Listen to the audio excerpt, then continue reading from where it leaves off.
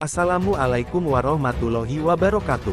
Apa kabar semua saudara-saudaraku, sebangsa dan setanah air? Semoga kita semua diberi kesehatan, keselamatan, dan dilimpahkan segala anugerah kebahagiaan, dunia akhirat. Amin amin ya robbal ngalamin. Bersama Ahmad Channel Indo masih melanjutkan kisah Abu Nawas. Tanpa berlama-lama lagi, mari kita masuk ke alur ceritanya. Sengketa tanah kebun, Abu Nawas dan Abu Jahil dihadapkan hakim adil. Al-Kisah. Dikisahkan, Abu Nawas mempunyai tetangga yang licik bernama Abu Jahil. Abu Jahil memiliki berbagai macam buah-buahan, kebunnya ini berdekatan dengan kebun milik Abu Nawas, yang hanya dibatasi dengan tumpukan batu. Abu Jahil ingin menambah luas kebunnya, ia pun memikirkan niat jahat pada Abu Nawas. Pada malam hari, Abu Jahil berangkat menuju kebunnya, dan menggeser batu pembatas ke kebun milik Abu Nawas. Dengan begitu kebun Abu Jahil bertambah luas, ia pulang dengan sembunyi-sembunyi dan merasa senang. Selama beberapa hari, Abu Nawas masih belum menyadari perbuatan Abu Jahil, ia masih santai menanam pohon dan buah-buahan di area yang telah dicuri Abu Jahil. Seiring berjalannya waktu, pohon yang ditanam Abu Nawas berbuah lebat dan buahnya besar-besar. Melihat hal itu, Abu Jahil senang bukan kepalang, ia pun segera memanen tanaman buah tersebut. Tidak berapa lama kemudian datanglah Abu Nawas, ia sangat terkejut melihat Abu Jahil memanen tanaman buah miliknya. "Hai Abu Jahil, apa yang sedang kau lakukan?" tanya Abu Nawas. "Aku sedang memanen buah yang ada di kebunku," jawab Abu Jahil. "Ini masih area kebunku Abu Jahil," balas Abu Nawas. "Hei Abu Nawas, coba kau lihat batu pembatasnya," ucap Abu Jahil. Sejenak Abu Nawas terdiam, "Kenapa tumpukan batunya bisa pindah ya?" ucapnya dalam hati. "Tapi itu buah aku yang menanamnya wahai Abu Jahil," kata Abu Nawas. "Itu salahmu sendiri, kenapa menanam buah di area kebunku, berarti ini milikku," jawab Abu Jahil dengan ketus. "Kamu pasti memindahkan batu itu kan?" tanya Abu Nawas dengan geram. "Jangan memfitnahku Abu Nawas, aku bisa mengadukan kepada Tuan Hakim," gertak Abu Jahil. "Mari kita selesaikan masalah ini di Tuan Hakim," kata Abu Nawas. Keduanya pun akhirnya menghadap Tuan Hakim dan menuturkan permasalahannya. Setelah mendengar semuanya, Tuan Hakim berkata, "Jujur saja saya bingung siapa di antara kalian yang benar, tapi sepertinya saya lebih percaya Abu Jahil," kata Tuan Hakim menanggapi pengaduan mereka. "Kenapa Tuan Hakim secepat ini memutuskan sesuatu? Anda kan hakim yang terkenal bijak. Seharusnya Anda lebih berhati-hati dalam memutuskan," ucap Abu Nawas pada Tuan Hakim. "Sudahlah Abu Nawas, terima saja dengan lapang dada, toh kebunmu masih luas," sahut Abu Jahil. "Enak saja kamu bicara, kamu telah mencuri lahanku," kata Abu Nawas dengan nada ketus.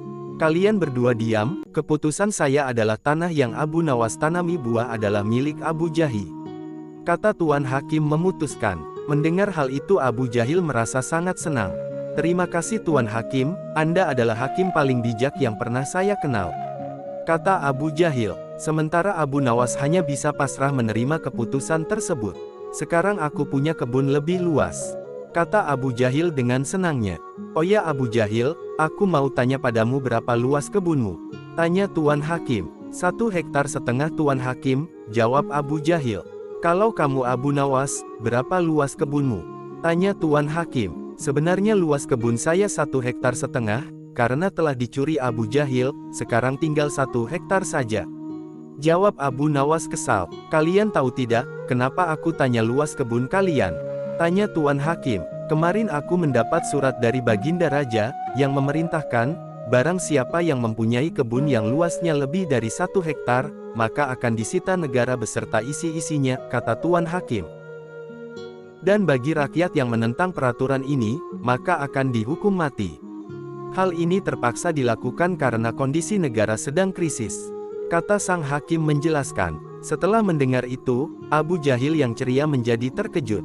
"Waduh celaka, aku akan kehilangan kebunku," pikir Abu Jahil. "Maaf Tuan Hakim, sebenarnya luas kebunku hanya 1 hektar," tutur Abu Jahil. "Tadi kamu bilang luas kebunmu 1,5 hektar, sekarang bilang 1 hektar saja. Kamu jangan main-main Abu Jahil," ucap Tuan Hakim. "Saya berani bersumpah Tuan Hakim, luas kebun saya hanya 1 hektar. Tumpukan batu yang menjadi pembatas kebun saya dan kebun Abu Nawas, telah saya pindah dari tempatnya, tutur Abu Jahil ketakutan. Bagaimana denganmu Abu Nawas, apa benar luas kebunmu 1,5 hektar? Tanya Tuan Hakim. Benar Tuan Hakim, jawab Abu Nawas pasrah. Nah, kalau begini kan jelas siapa sebenarnya yang berbohong, kata Tuan Hakim. Pengawal tangkap Abu Jahil, karena ia telah mengaku mencuri area kebun milik Abu Nawas. Tapi Tuan Hakim, kebun saya tidak disitakan, tanya Abu Jahil khawatir.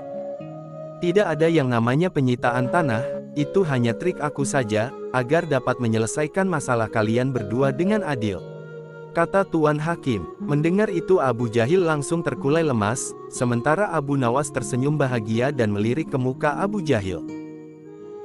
Assalamualaikum warahmatullahi wabarakatuh. Apa kabar semua saudara-saudaraku, sebangsa dan setanah air, semoga kita semua diberi kesehatan, keselamatan, dan dilimpahkan segala anugerah kebahagiaan, dunia akhirat. Amin amin ya robbal ngalamin. Bersama Ahmad Channel Indo masih melanjutkan kisah Abu Nawas. Tanpa berlama-lama lagi, mari kita masuk ke alur ceritanya. Perjuangan Abu Nawas dapatkan istri yang cantik dan solehah. Al-Kisah. Dikisahkan, bahwa Abu Nawas tiba-tiba saja menjadi lebih rajin berdoa tanpa henti. Ternyata usut punya usut, Abu Nawas sedang menyukai dan ingin menjadikan seorang gadis cantik untuk dijadikan istri. Untuk itu Abu Nawas berdoa memohon diberikan gadis cantik, untuk dijadikan istri oleh Allah Subhanahu wa Ta'ala. Abu Nawas jatuh cinta kepada seorang gadis yang sangat cantik jelita, pintar dan ahli ibadah. Abu Nawas berambisi ingin memperistri gadis tersebut. Ya Allah, jika memang gadis itu baik untukku, dekatkanlah kepadaku. Tetapi jika menurutmu ia tidak baik buatku, tolong ya Allah, sekali lagi tolong, pertimbangkan lagi ya Allah, pinta Abu Nawas dengan menyebut nama gadis tersebut, dan terkesan memaksa kepada Allah Subhanahu wa Ta'ala. Abu Nawas memanjatkan doa-doa itu, setiap selesai sholat 5 waktu tanpa henti dan terus bersungguh-sungguh. Selama berbulan-bulan, ia menunggu tanda-tanda dikabulkannya doanya. Berjalan lebih dari 3 bulan, Abu Nawas merasa doanya belum kunjung dikabulkan Allah Subhanahu wa Ta'ala. Dia pun mulai introspeksi diri. Mungkin Allah belum mengabulkan doaku, karena aku kurang pasrah atas pilihan jodohku, ujarnya seperti dikutip dari laman Muslim Moderat. Kemudian Abu Nawas bermunajat lagi. Tapi kali ini ia berganti strategi. Doa itu tidak diembel-embeli spesifik pakai nama si gadis cantik. Apalagi sampai memaksa Allah Subhanahu wa Ta'ala untuk mengabulkan doanya. Abu Nawas lalu berdoa, "Ya Allah, berikanlah istri yang terbaik untukku." Berbulan-bulan, ia terus memohon kepada Allah Subhanahu wa Ta'ala, namun Allah belum juga mendekatkan Abu Nawas dengan gadis pujaannya. Bahkan, Allah juga belum mempertemukan Abu Nawas dengan wanita yang hendak diperistri. Lama-lama, ia mulai khawatir juga. Akhirnya Abu Nawas memutar otak lagi bagaimana caranya berdoa dan bisa cepat terkabul. Abu Nawas memang manusia cerdas. Tidak kehabisan akal, ia pun merasa perlu sedikit diplomatis kepada Allah Subhanahu wa Ta'ala. Abu Nawas pun mengubah doanya. Ya Allah, kini aku tidak minta lagi untuk diriku. Aku hanya minta gadis cantik sebagai menantu ibuku yang sudah tua dan sangat aku cintai ya Allah. Sekali lagi bukan untukku, ya Tuhan. Maka, berikanlah ia menantu, demikian doa Abu Nawas dalam setiap sholatnya. Dasar Abu Nawas, pakai membawa nama ibunya segala, padahal permintaannya itu tetap saja untuk dirinya. Padahal Allah Maha Tahu, tidak bisa diakali siapapun. Tapi mungkin karena keikhlasan dan keluguan Abu Nawas tersebut, Allah Subhanahu wa Ta'ala pun menjawab doanya. Akhirnya Allah menakdirkan wanita cantik dan salihah tersebut menjadi istri Abu Nawas. Kisah selanjutnya, yang berjudul, Abu Nawas bawa prajurit kerajaan ke kuburan. Dikisahkan suatu pagi hari, Abu Nawas sedang duduk bersantai di teras rumahnya, lalu datang beberapa prajurit kerajaan. Wahai Patua, di manakah aku bisa menemukan tempat untuk bersenang-senang di daerah sekitar sini? Tanya seorang prajurit yang ternyata komandan prajurit kerajaan. Kalau tidak salah di sebelah sana, jawab Abu Nawas dengan malas-malasan. Di manakah tempat itu? Tanya prajurit lainnya dengan sifat yang tidak menghargai, pergilah ke arah sana, lurus tanpa belok-belok, maka kalian akan menjumpai tempat untuk bersenang-senang, jawab Abu Nawas. Tanpa mengucapkan kata terima kasih, rombongan tentara kerajaan itu akhirnya pergi juga, dan dengan ramainya menuju tempat yang sudah ditunjukkan oleh Abu Nawas. Setelah beberapa saat kemudian, kagetlah mereka semua, karena tempat yang mereka cari tidak ditemukan, kecuali hanya sebuah komplek kuburan yang sangat luas. Dan tentu saja hal ini membuat para prajurit berang, karena merasa telah ditipu oleh Abu Nawas. Mereka pun kembali lagi ke tempat Abu Nawas. Wahai Pak Tua, keluarlah engkau, kenapa engkau berani sekali membohongi kami? Tanya sang komandan yang tidak tahu kalau yang diajak bicara itu sebenarnya adalah Abu Nawas, si penasehat kerajaan. Siapakah engkau ini? Berani sekali membohongi kami, tanya salah seorang prajurit. Aku adalah Abdi, jawab Abu Nawas, terkesan asal bicara. Komandan dan para prajurit merasa geram dan marah. Prajurit, tangkap dia, perintah komandan kepada anak buahnya. Engkau akan aku bawa ke panglima kami, kata komandan kepada Abu Nawas. Rupanya Abu Nawas dihadapkan ke panglima kerajaan. Wahai panglima, kami telah menangkap seorang pembohong yang berani membohongi pasukan kerajaan, kata komandan melaporkan. Panglima bersikap biasa saja, bahkan, dia memerintahkan kepada prajurit untuk melepaskan borgol di tangan Abu Nawas. Komandan dan para prajurit terkejut dan merasa heran, ada apa gerangan ini? Setelah itu, panglima pun mendekati Abu Nawas. Tuan Abu, maafkan perbuatan anak buahku di sini ya, kata panglima itu dengan sangat sopannya. Panglima dan Abu Nawas sudah saling mengenal. Mereka seringkali bertemu ketika sang khalifah mengundangnya ke istana. Betapa terkejutnya sang komandan dan para prajuritnya. Perasaan sombong dan congkak yang tadi menyelimuti mereka, seakan berubah menjadi rasa takut. Wahai panglima, mereka memintaku untuk menunjukkan tempat untuk bersenang-senang. Tentu saja aku tunjukkan kuburan, karena kuburan adalah tempat yang lebih baik bagi orang-orang yang taat kepada Allah Subhanahu wa Ta'ala. Di sana pula dia akan mendapatkan hidangan yang nikmat dari Allah Subhanahu wa Ta'ala, terbebas dari rasa fitnah dan kejahatan manusia dan makhluk lainnya, jawab Abu Nawas serius. Panglima tersenyum mendengar penjelasan Abu Nawas. Komandan lantas buru-buru mendekati Abu Nawas. Maafkan hamba, tuanku Abu. Katanya dengan ketakutan, andai saja aku mengetahui bahwa Tuan adalah Tuan Abu, tentu kami tidak akan berani membawa Tuan ke hadapan Panglima, kata komandan lagi. Wahai komandan, apakah aku telah membohongi kalian? Bukankah aku berkata benar? Aku adalah abdi, dan setiap orang adalah abdi Allah Subhanahu wa Ta'ala, termasuk kalian semuanya, tutur Abu Nawas. Anda benar tuanku, jawab komandan dengan malu-malu. Kisah selanjutnya, begini kelakuan Abu Nawas saat merasa bersalah, bikin lawan tidak jadi marah. Al-Kisah, dikisahkan, Abu Nawas melontarkan kata-kata hinaan, dan cacian kepada Ismail bin Sahel. Tentunya dengan puisi atau syair-syairnya. Salah satu puisinya adalah berisi tentang roti. Kira-kira begini puisinya, roti Ismail bin Sahel, tak ubahnya sebuah tipu daya, ketika kau membelahnya roti itu tipis sekali. Ini hanya salah satu puisi aneh, yang Abu Nawas lancarkan kepada Ismail bin Sahel. Bagaimana tidak aneh, urusan roti saja bisa semenyakitkan ini. Singkat cerita, karena ada suatu urusan, Abu Nawas mau tidak mau harus menemui Ismail bin Sahel. Akhirnya bertemulah keduanya. Wahai Abu Nawas, berani sekali kau menemuiku, ujar Ismail bin Sahel mengawali pembicaraan dengan Abu Nawas. Wahai Ismail bin Sahel, aku menghadapmu dengan wajah sebagaimana aku bertemu dengan Tuhan, dosaku kepadanya jauh lebih banyak, jika dibandingkan dosa yang kuperbuat kepadamu, ucap Abu Nawas dengan kalem dan rendah hati. Mendengar ucapan Abu Nawas yang begitu kalem dan rendah hati, Ismail bin Sahel lantas kagum. Niatnya yang ingin membalas olok-olokan Abu Nawas pun sirna. Pertemuan keduanya pun menjadi ajang berdamai dan saling bermaafan.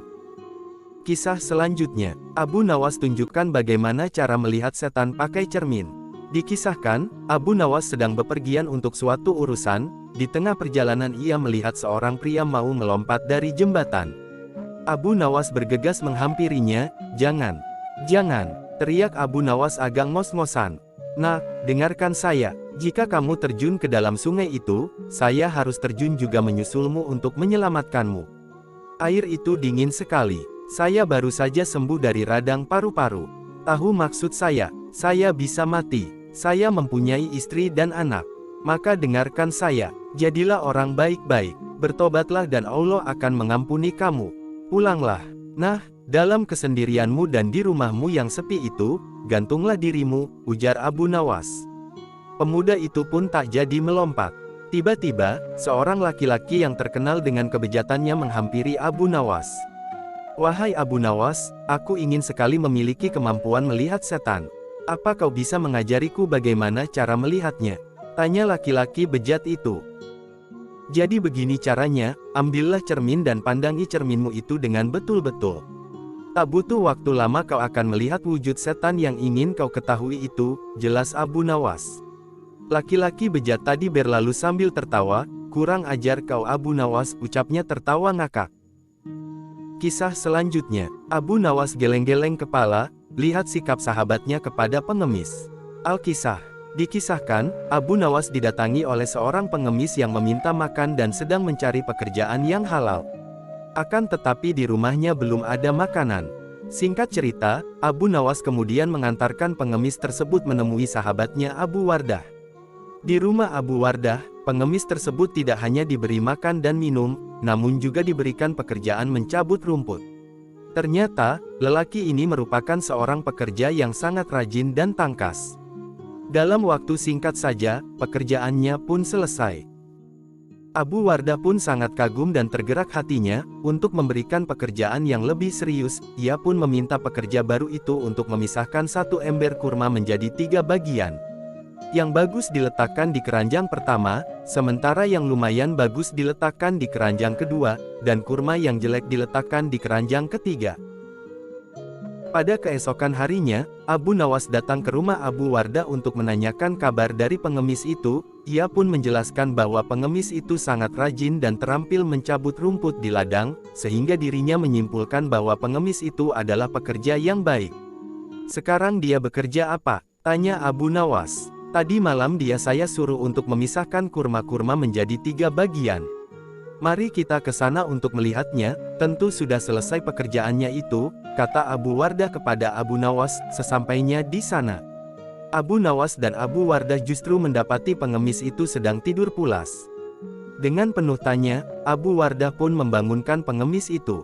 Kenapa engkau tidak menyelesaikan pekerjaanmu yang sangat mudah itu? Tanya Abu Wardah. Maaf Tuan, kalau hanya memindahkan kurma, sesungguhnya itu mudah. Yang sulit adalah membuat keputusan mana kurma yang baik, lumayan baik, dan jelek, karena saya tidak diberitahu sebelumnya, jawab pengemis. Sungguh itu tak terpikirkan olehku, kata Abu Wardah menepuk jidatnya. Abu Nawas hanya bisa geleng-geleng dan tersenyum melihat kejadian itu. Karena sahabat Abu Nawas yaitu Abu Wardah, hanya bisa memberikan tugas, tanpa mengajari pengemis bagaimana cara melakukannya.